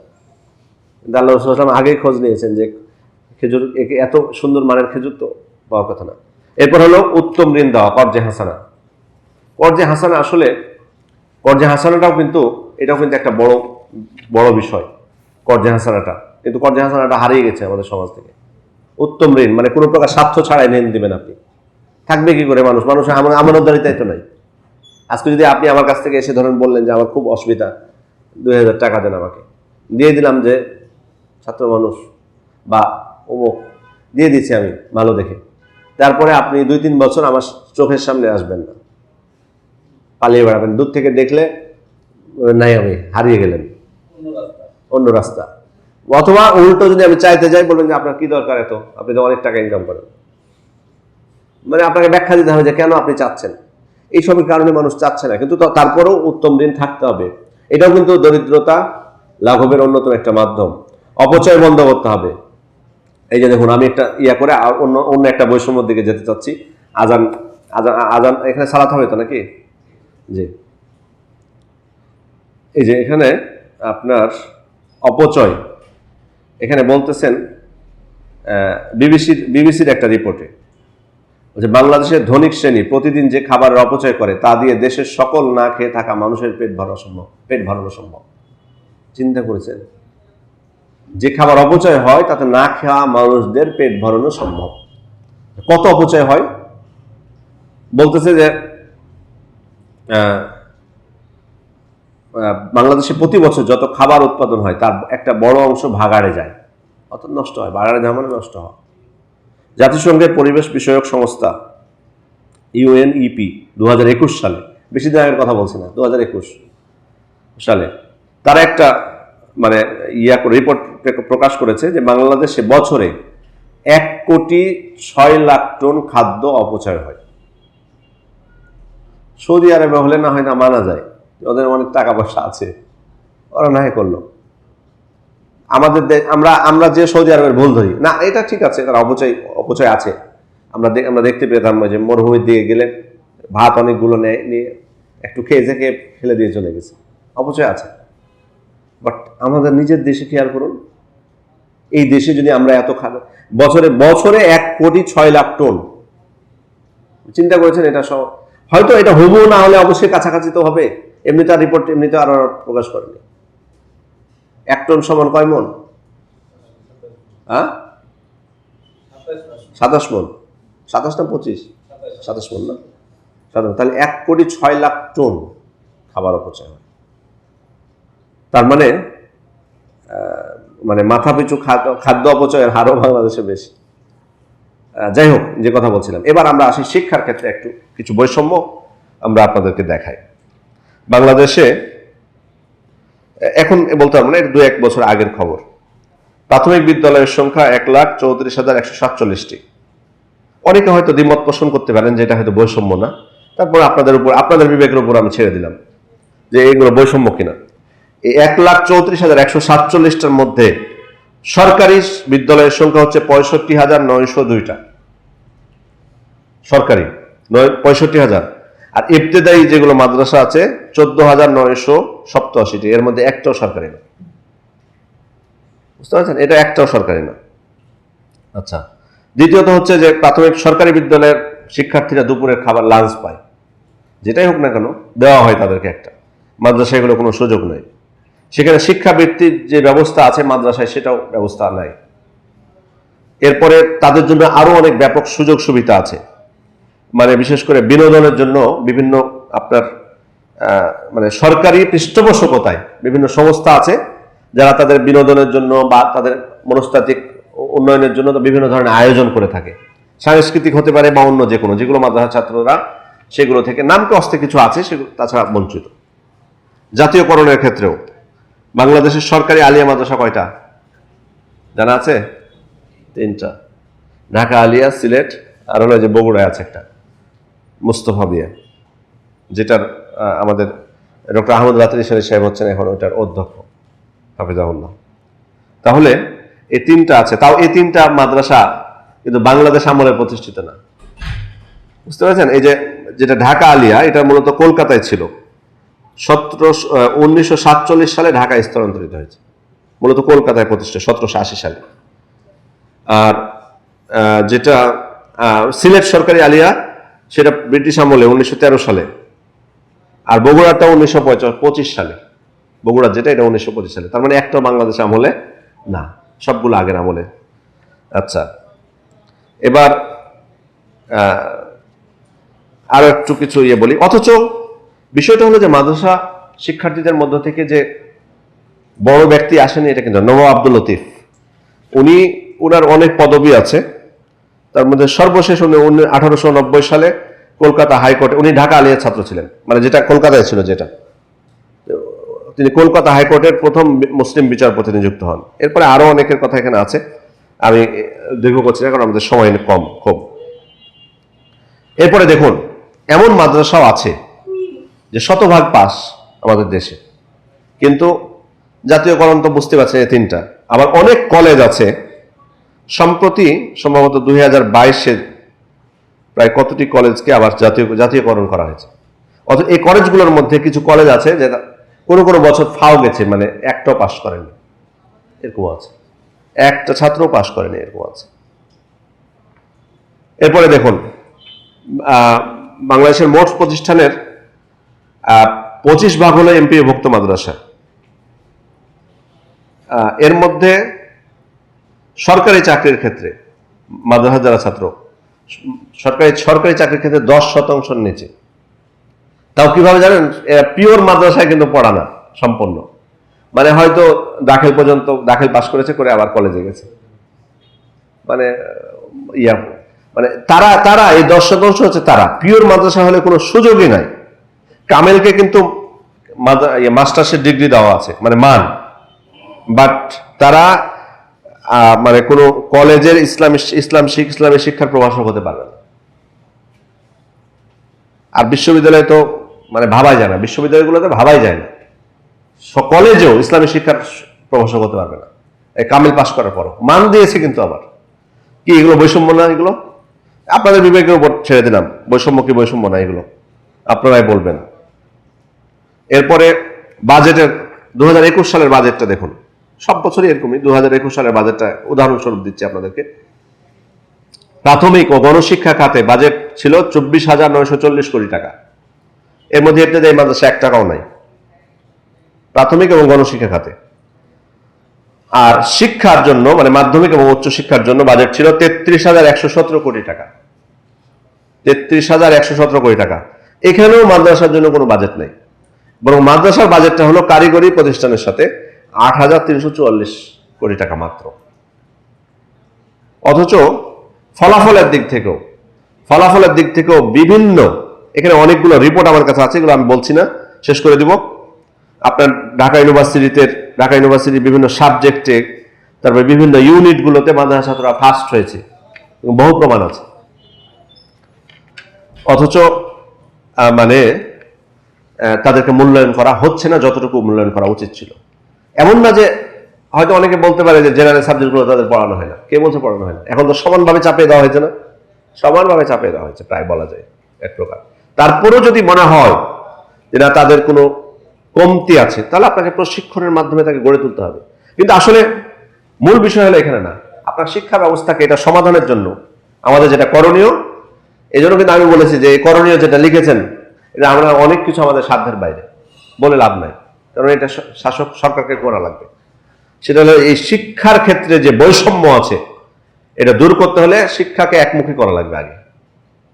আমি কিন্তু উচ্চশিক্ষার কথা বলি নাই, প্রাথমিক মাধ্যমিক কমপক্ষে আপনাকে একমুখী করা লাগবে। আছে না অন্য দেশে? আছে, অনেক দেশে আছে একমুখী। এটা এটা এটা আমরা বৈষম্যের শিকার, ব্রিটিশ আমল থেকে এটা করে গেছে তারা, ছোট থেকেই আলাদা, কোনো প্রয়োজন নাই। কমপক্ষে তো আপনি মাধ্যমিক পর্যন্ত দিবেন, সবাই একসাথে সমানভাবে চলবে। উচ্চ মাধ্যমিকে যে আলাদা আলাদা হবে, অথবা এইচএসসি পর্যন্ত একই থাকবে, বিশ্ববিদ্যালয়ে যে সাবজেক্ট আলাদা হবে। ইসলাম শিক্ষা অন্যান্য সাবজেক্ট সব সমানভাবে শিখবে, ওখানে যে আলাদা হবে। নাহলে কমপক্ষে আপনাকে এসএসসি পর্যন্ত দেওয়া লাগবে, একমুখী সবগুলো। এটা যদি হতো তাহলে এই বৈষম্য কিন্তু আসবে না, তখন কিন্তু এই প্রশ্ন আসবে না। তো এগুলোর জন্য জোর দাবি জানাতে হবে। শুধু কোটা বাদ দিয়ে শুধু লাভ নাই, এই বৈষম্যগুলো তো দূর করা দরকার, নাহলে আপনি কিভাবে আসবেন? এরকম আরো অনেক বহু বৈষম্য আছে, আমি হয়তো সবগুলো উদাহরণ দিতে পারবো না। তো এক্ষেত্রে আমি যেটা বলবো সেটা হলো যে আগে আমরা ব্যক্তিগত জীবনের বৈষম্য আমাদের যেগুলো আছে সেগুলো দূর করি। পরিবারে আমরা যারা কর্তা, পরিবারের মধ্যে যাতে কোনো প্রকার বৈষম্য না থাকে। সমাজের যারা কর্তা, সমাজে আমরা বৈষম্য না রাখি। যারা কমপক্ষে লিড দিচ্ছি সমাজে, সামাজিক বিভিন্ন, আপনি মসজিদ মাদ্রাসা থেকে শুরু করে সামাজিক সংগঠনগুলো বলেন, বা সামাজিক বিভিন্ন যে পর্যায়ে আমরা আছি, সেখানে আমরা বৈষম্য দূর করার চেষ্টা করি আগে। আশা করা যায় আস্তে আস্তে হয়ে যাবে, যেমনটা একটা হলো। ইনশাআল্লাহ ভবিষ্যতে হয়তো দেখা যাবে যে এটার মাধ্যমে হয়তো অনেক কিছু আমরা দূর করা সম্ভব। তবে আল্লাহর বিধানের দিকে মুসলিম হিসেবে এই বিশ্বাস আমাদের থাকতে হবে যে আল্লাহর বিধানের দিকে পুরোপুরি ফিরে না গেলে বৈষম্য দূর করা সম্ভব নয়। আল্লাহ ভীতি আমার মধ্যে থাকতে হবে। দায়িত্বশীলদেরকে মনে রাখতে হবে যে আমাকে কিয়ামতের দিন দায়িত্ব সম্পর্কে জিজ্ঞাসা হবে। আমার যদি ক্ষমতা থাকার পরও যদি আমি না করি, তাহলে অবশ্যই আল্লাহর কাছে আমাকে জবাবদিহি করতে হবে। এজন্য আমাদেরও সাহস যোগাতে হবে, দায়িত্বশীলদেরকে পরামর্শ দিতে হবে, দাবি জানাতে হবে। ইনশাল্লাহ আশা করি যে আল্লাহ সহজ করে দিবেন। একদিনেই সবকিছু সম্ভব হবে না, তবে নিরাশ হওয়া যাবে না আবার যে না যে বৈষম্যের কথা বললেন এগুলো দূর হবে কখন।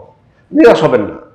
আল্লাহ প্রফেসর ইউনূস সাহেব বুঝতে পেরে উনি যে কিছুদিন আগে না ওই যে কি ওটা ওই যে কি কোর্টটা ওটা সিএমএম কোর্টে উনি যেতেন 6 তলা না কয়তলা লিফট নাই, হেঁটে প্রতিদিন উঠতেন উনি হাজিরা দিতে, 5 তলা 6 তলায় প্রতিদিন। ও বয়স তো যথেষ্ট হয়েছে। আমরাই তো এখন সিঁড়িতে উঠতে পারি না, তো ওনার মতো মানুষ কষ্ট হয়, যতই সুস্থ থাকো কষ্ট হয় না? কয়েকদিন আগে আজ হাজিরা দিতেন এভাবে। উনি ভাবতে পেরেছিলেন যে এই জায়গায় বসবে, এত দ্রুত একটা পরিবর্তন হবে। তো ইনশাল্লাহ আমরা যদি সঠিক পথে থাকি, আল্লাহ তাআলা হয়তো আমাদের জন্য একজন ন্যায়পরায়ণ শাসক, যিনি এই যে কথাগুলো আমরা বললাম ইসলামী অর্থনীতি বাস্তবায়ন করা, হয়তো এরকম লোক আমাদের ভাগ্যে আল্লাহ তাআলা জুটিয়ে দিতে পারেন ইনশাআল্লাহ। সেজন্য এই জন্য দোয়া, আল্লাহ তাআলার কাছে দোয়াও করতে হবে, নিজেকেও সংশোধন করতে হবে। আমরা যদি ভালো না হয় আমাদের দোয়া আল্লাহ কবুল করবেন নাকি?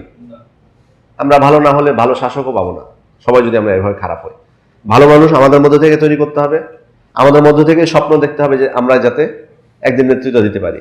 ওই নাহিদ আর ওই আসিফ ওরা কি ভেবেছিল যে ওই জায়গায় বসতে পারবে?